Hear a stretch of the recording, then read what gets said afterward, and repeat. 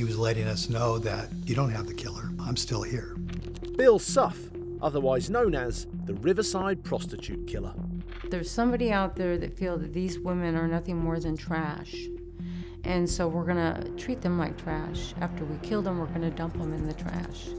Hi, I'm Nick from True Crime Uncut. Welcome to Questions With. This week we're speaking to former senior investigator Bob Creed and former homicide detective Christine Keers Sheffield about how they caught California serial killer Bill Suff. They don't stop. They don't stop until they're caught or they're dead.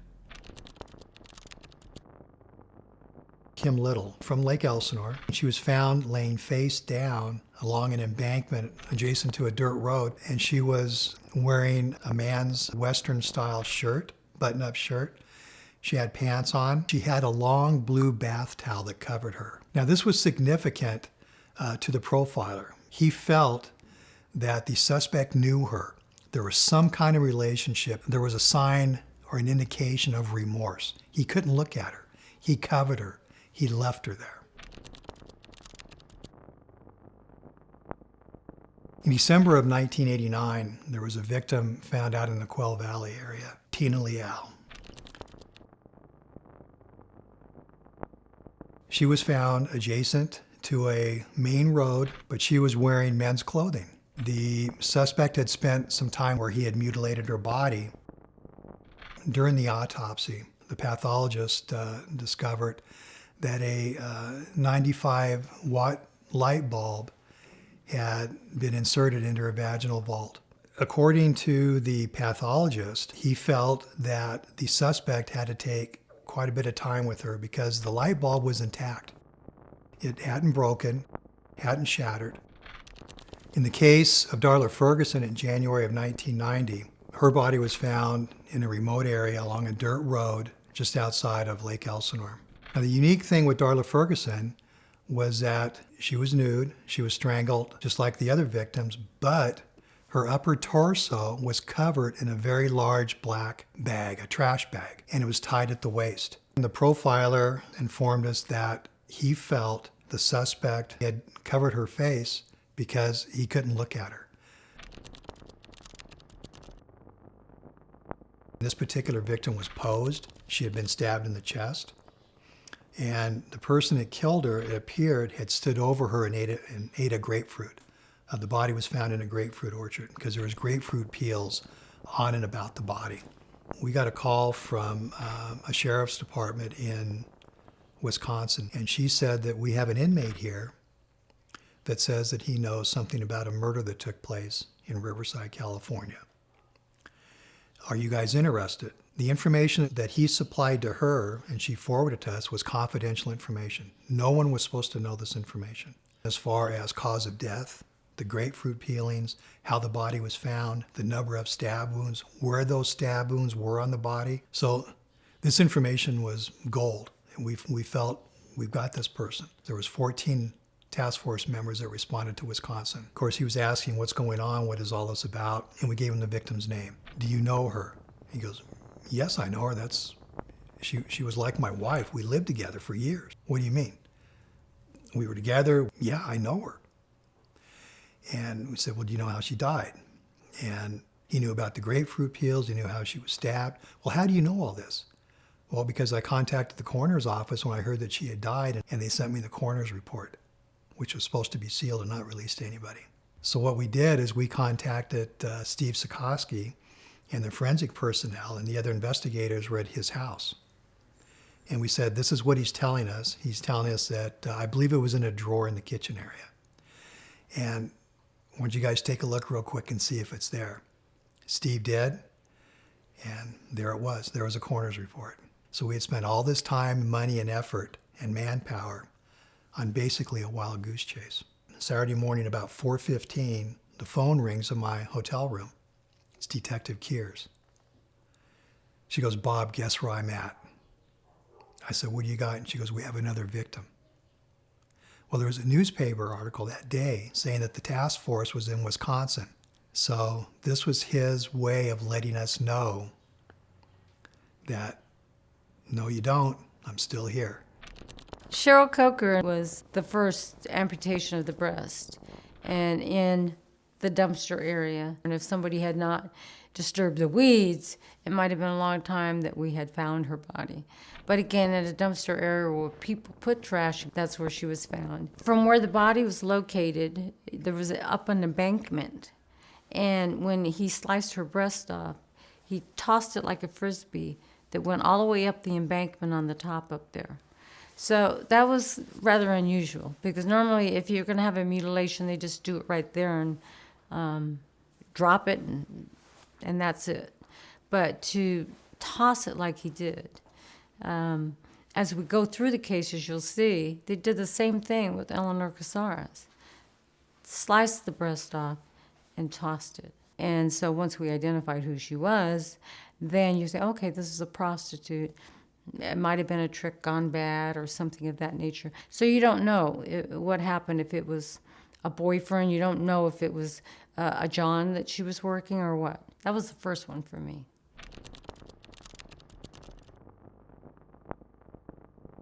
It was not until Susan Sternfield, and her body was definitely posed, again in a dumpster area. So in my mind, I'm thinking that there's somebody out there that feel that these women are nothing more than trash. And so we're going to treat them like trash. After we kill them, we're going to dump them in the trash. When you're starting to find women that are placed in dumpster areas, heads being covered up, certain portions of the bodies being covered up, you start to do a little bit of a tie-in. We all felt strongly that we had one person that was involved, and we felt that we had a series of murders occurring within our jurisdiction.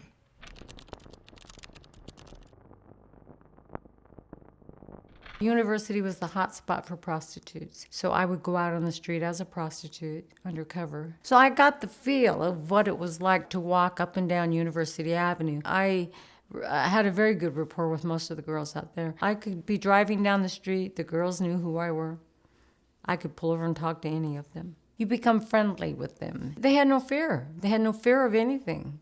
I had business cards made up that didn't look like police business cards. They had little roses and flowers around them with my phone number in the middle. No name, just a phone number. They didn't utilize them. I would tell the girls, it's not safe. There is a serial murder out here. They saw their friends being killed. Acquaintances that they'd known out there, worked with for years. They were seeing them being killed, but they were still doing it. They felt they could handle anybody out there because they were tough. Then in August of 1991, our fourth victim for that year was found in the city of Corona. The victim fit the profile. She was nude. She was found in a semi-public area in a position that would shock the person that found her. Detective Christine Keers responded to the location, and she recognized the victim, who was later identified as Kelly Hammond. When I got out there, they had already had a tent set up. They were already working the body. And I knew that Kelly Hammond was a good friend of Kelly Whitecloud's. So I went to University Avenue, and I looked for Kelly Whitecloud. And it took me about 30 minutes, and I found her. I said, get in the car, Kelly. She got in. We chatted. And I asked her, when's the last time you saw Kelly Hammond? She goes, oh, I saw her last night. Why? I go, Kelly was murdered last night. She said, I'll bet it was the guy that she got in with last night. And I said, what are you talking about? She goes, I got in the car with a guy last night, and I told him before I did the trick, I wanted a hot fudge sundae from McDonald's. As they went inside, she told the waiter up at the counter that she wanted her nuts on the bottom and not on the top. Well, Kelly, being a pretty streetwise girl, got her nuts on top and went berserk. And he's trying to pay for this hot fudge sundae and get out of there. Well, when they get outside, he goes, I'm taking that dollar something out of the $10 I'm going to pay you. And she basically told him to screw off and got out of the vehicle. She sees him pull across the street to her friend Kelly, and she yells to her, Kelly, don't get in the vehicle with him. He's a cheap MF. And Kelly Hammond got in the vehicle. So that was a very key piece of evidence that we had. And I think it was only because the rapport I had made with the girls that I got all that information. Once I got her to the police department, I had an artist come in from the university to do a composite drawing.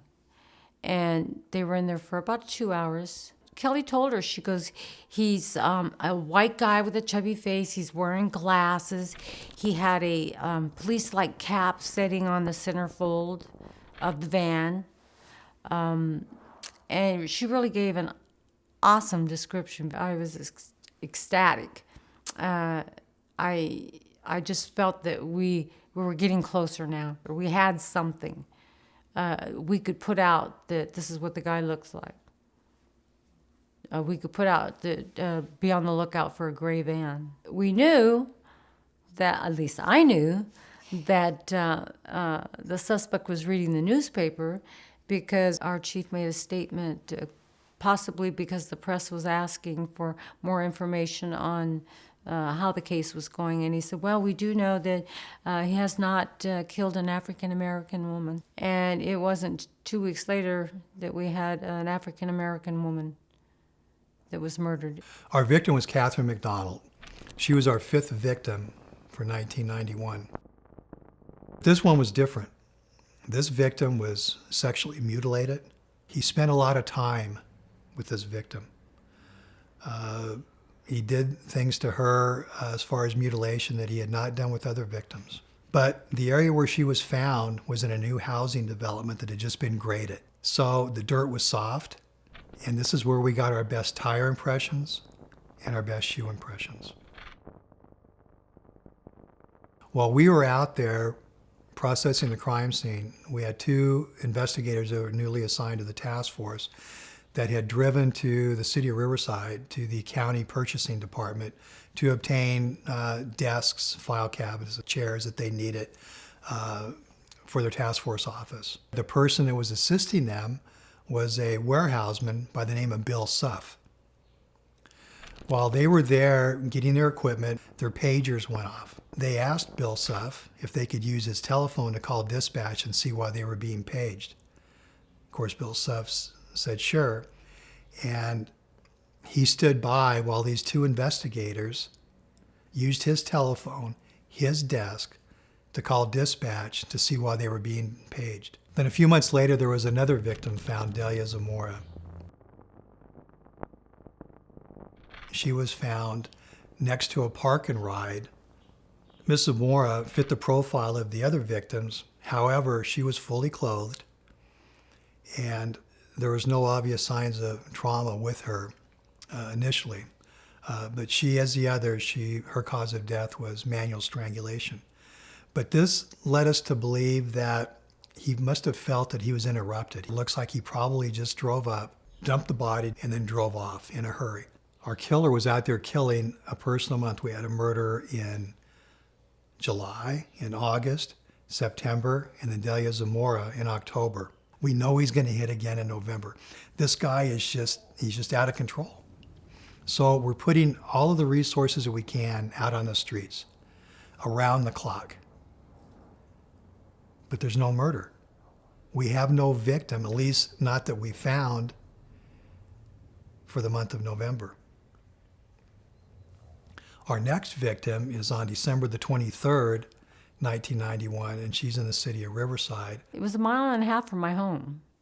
It was in a heavily shaded orange grove area. I saw it was Eleanor. I was just like, oh my God. You know, we just had this talk. I told Eleanor Casares, white male, don't get in a gray van. I told her that. She's the only one I told. And I knew she had little children. So, again, you fight back your emotions and say, we got to get this solved.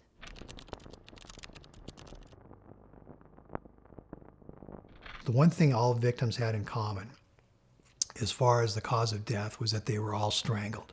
Most of them were manually strangled. Some had a ligature, which also gave us additional evidence.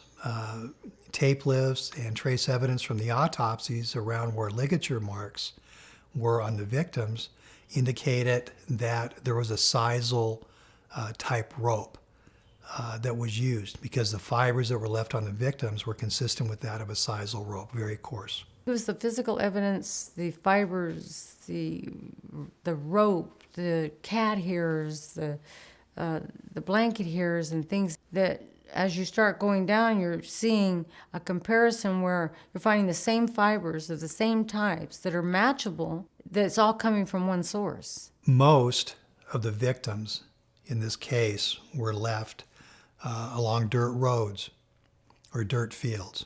So because of that, we were able to document these tire impressions and shoe impressions. So we approached the California State Department of Justice crime lab in Riverside, Steve Sikorsky. And part of Steve's responsibility was taking this evidence, examining it, identifying it, isolating it, and determining if it's significant to the case or not, as well as looking at tire impressions and shoe impressions. We assigned one of the deputies to assist Steve to try and identify some shoe impressions that were left at several of the scenes. He took a photograph of the shoe impression that was found at the scene, and it was blown up to a 1-to-1 ratio, which means it's the actual size of the impression. He went to a mall in Riverside, and he went to all the different shoe stores, picking up shoes, looking at the bottom, to try and find the same pattern. And after many hours, he found that shoe. The shoe was a Pro Wing. So now we had a shoe identified, and we have a shoe size identified. Most of the scenes made it somewhat easy to get a full length of a tire impression. So what Steve would have to do then is try and identify the make and the model of the tire that left that impression. And we came out with a number of cars that fit that track and wheelbase. So we're starting to get a picture of this person. We decided to call it Operation Apprehension. I put a picture of the suspect and a description of the glasses, of the police hat that he had on the console, just little tidbits of what they might find inside the vehicle. I said he will be on University Avenue. If you see this individual in these specific areas and he's trying to pick up a prostitute, stop him. I went home that night very excited, thinking, dear Lord, let it happen. Let it happen tonight so we can get this case over with. And believe me, when I got the call at 9 o'clock, I couldn't jump in my clothes fast enough. I was that excited. I believe the phone call came from Lieutenant Asper. He saw the guy make a U-turn. There was a prostitute on the other side of the street.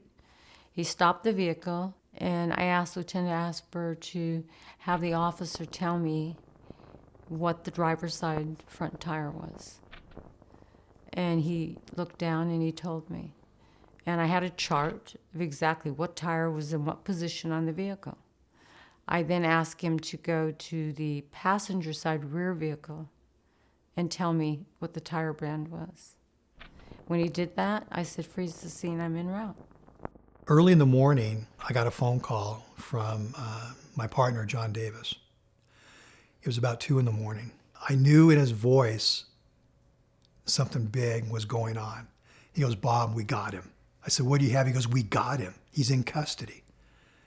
And I couldn't believe it. So John gave me the details, advised that the person's name was Bill Suff, William Suff, white male,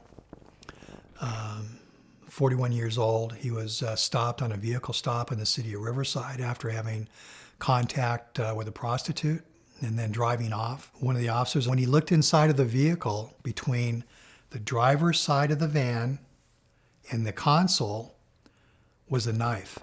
Appeared to be like a steak knife, and it had some reddish brown dried residue on it.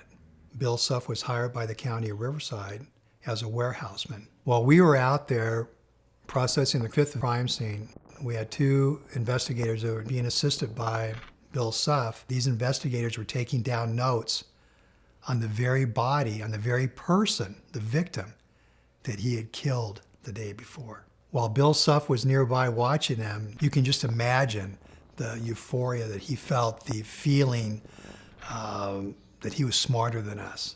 That here we are using his desk, his phone, writing down information on a murder that he committed, and we had no idea that it was him.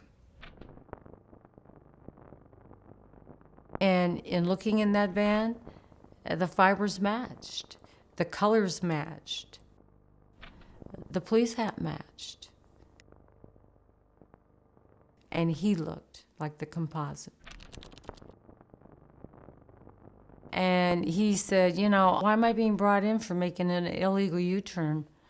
I said, oh, okay, well, we'll talk about it when we get downtown. I was told by my sergeant that I would be doing the interview with the detective from the sheriff's department. Here's how I felt.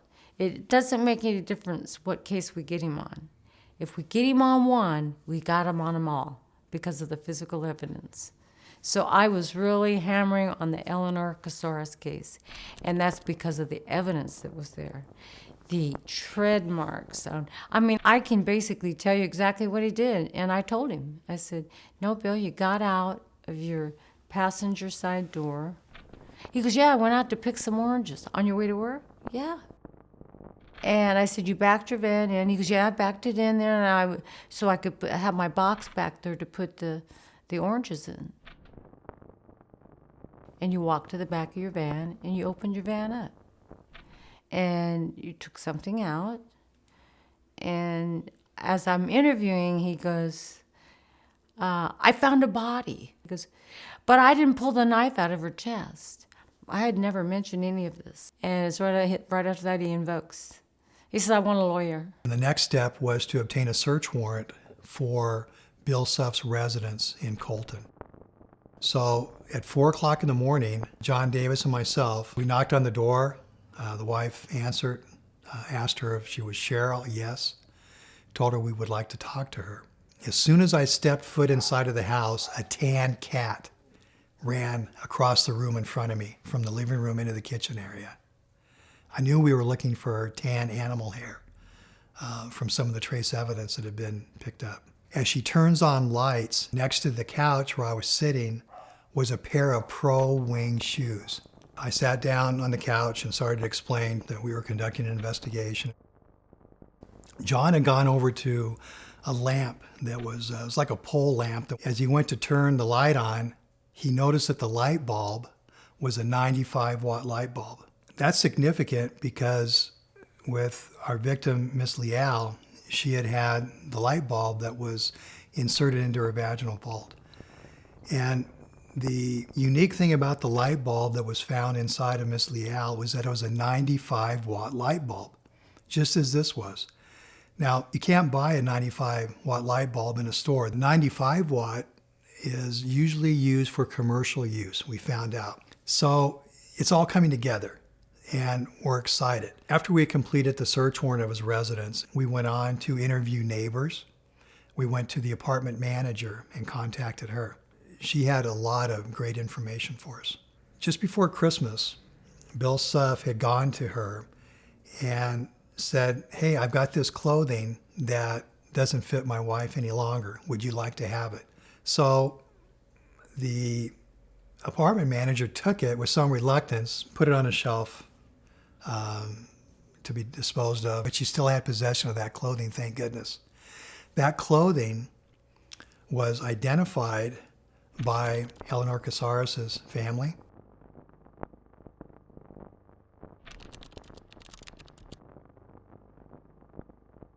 Bill Suff was raised in the Southern California area around Lake Elsinore and Paris. Just before joining the Air Force, he had met a young girl, and in which time they got married. I had 2 children, moved to Texas when he was in the military, and he was getting out of the military, and she got a job, so he had no job, so he stayed home and watched the children.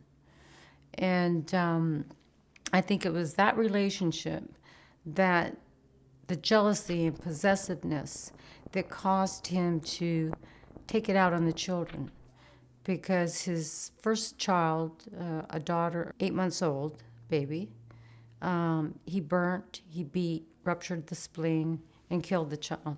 They ended up arresting both Bill Suff and his wife. Bill Suff tried to blame his wife for creating those injuries on their daughter. Subsequently, they were both convicted And William Suff was sentenced to 70 years in state prison in Texas. The interesting part about this is that he was released early from prison and paroled to California because he got his bachelor's degree. He was a shining example of a prisoner. Suff moved back to California, moved in with his mother. His demeanor was, I'm just a poor lonely boy, I didn't do any of this, I'm being falsely accused. You would think that the women that he murdered could have beat him up. That's how milquetoasty he was.